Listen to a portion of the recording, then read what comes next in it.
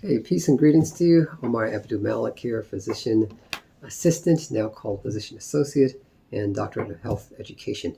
I want to talk to you guys very briefly about the application process to physician assistant school. One of the things that I do is give recommendations for students that shadow me in private practice. So I'm in a private practice in internal medicine, but I also work as a hospitalist. One of the things that I think is important is to really give a lot of thought as to who should do your recommendations. Your recommendations are very important. They go into something called the CASPA. So CASPA.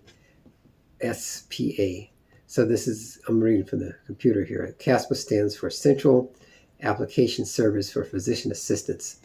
It is an online application service that allows students to apply to multiple PA programs by completing one application. CASPA verifies the application for accuracy, calculates the applicant's overall GPA, and sends the application to the applicant's designated programs. CASPA is a service of the Physician Assistant Education Association, PAEA. So I've done several recommendations for several students. I can tell you it can get exhausting because I have to give a lot of thought as to this student's potential for becoming a good PA, or first a good PA student. So I give a lot of thought to that. My advice to you guys is really try to get what I would call robust experiences from your mentor, from the PA or the physician who you're following.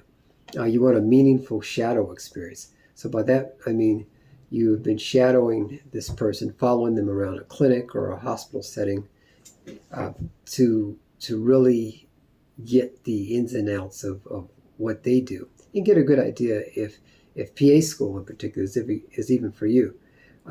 I would say in terms of, I took some notes here, get at least 6 months, because if I have a student who just shadows me for a day or two on the CASPA website when I'm doing the recommendation, and it asks how long have you known the applicant, I can say, oh, less than a year. That's not that significant.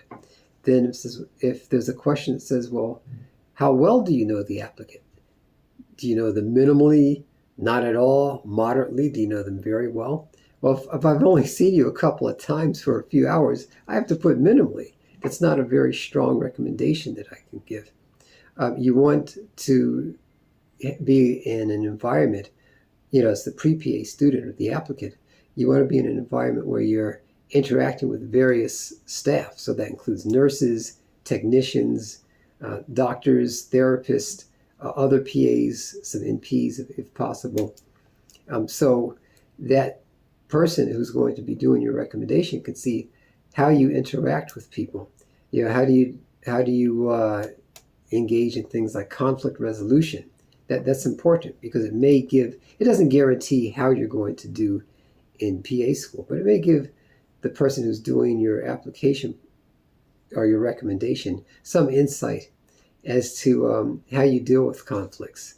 We also are asked to judge you guys, or you all who are applying, on your intelligence. I ask the students who follow me for their academic transcripts. I want to see what your grades are like. Are you a mediocre student? Somebody who barely made it through undergraduate. The PA program is a graduate level program. You have to take the GREs in most cases.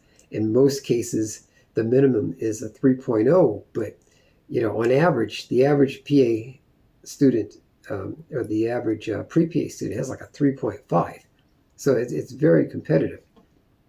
So I need to see, what kind of academic person you are. How do you deal with advanced level classes?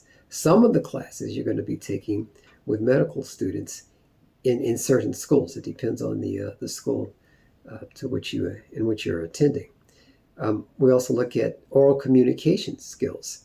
Are you somebody who is an effective communicator? That includes things like body language. If I'm exposing you to my patients, how do you interact with those patients? Some people aren't used to examining people or asking personal questions. Well, in PA school, you take a course called History and Exam Taking, or History and Physical Exams. So part of the history is asking intimate questions like, how do you identify gender-wise? What are your sexual habits? If it's an STD clinic, if the person's coming to see me for sexually transmitted disease, those are very personal questions. What's your family history? Do you have a substance abuse habit? People tend to be very uncomfortable asking those types of questions, and they get somewhat frazzled if the person becomes irate or offended at those questions. So there's an art to asking those questions. Also, things like, how do you deal with constructive criticism? Not everybody takes constructive criticism fairly well. Some people take it personally; they become very offended. Well, that would be kind of a thing for me to look at. Like, well, you can't take constructive criticism for somebody like me, who's been a PA for almost 25 years. Some of the people who I've mentored, I've been a PA for longer than they've been alive. So you're going to have problems if you're doing your rotations and a chief resident who may be just a few years older than you gives you constructive criticism. You have to be able to take put your ego aside when it comes to learning about medicine. I've been doing this. I've been in the healthcare field for more than 30 years. Almost 25 has been as a PA. I know a very teeny tiny fraction of medicine. Somebody told me, "Oh, you've seen it all." I haven't seen it all. I've seen a very small fraction, and that's as a PA, not a physician. So you have to put your ego aside and be able to let people constructively criticize you, or in some cases even bawl you out. When you're doing your surgical rotation. Trust me, you may be hazed by the chief resident or the attending. What's the answer to this? What's the answer to that? You just have to take it. You got to be a thick-skinned type of person. How do you empathize with people? Can you see things from another person's perspective? I have patients, like I said, who have substance abuse habits. You can't stand in judgment of them. You've got to be able to say, well, let me try to imagine how you feel. Can you tell me about how you started?